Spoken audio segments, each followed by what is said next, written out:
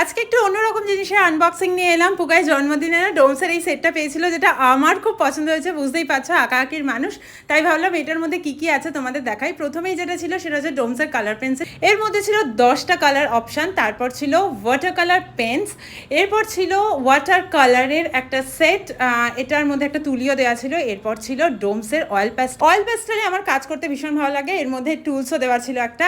এর সাথে সাথে ছিল গ্রাফাইট পেন্সিলের সেট, পেন ইরেজারের সেট ছিল, দুটো রিফিলও দেওয়া ছিল যেগুলো ডিটেলিং করতে খুব কাজে লাগে। এই কালারফুল ক্রেয়নের সেটটাও এর মধ্যে ছিল, প্রচুর কালার অপশান ছিল। আর এই বুকটা আপাতত আমার কোনো কাজে লাগবে না। আর এই ইরেজারটাও ছিল।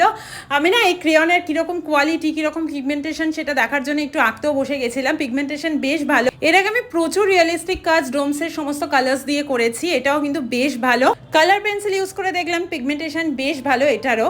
পুকার এটা এখন কাজে লাগবে না, বাট আমার এটা খুব কাজে আসবে। চলো আজকের ভিডিওটা কীরকম লাগলো জানিও।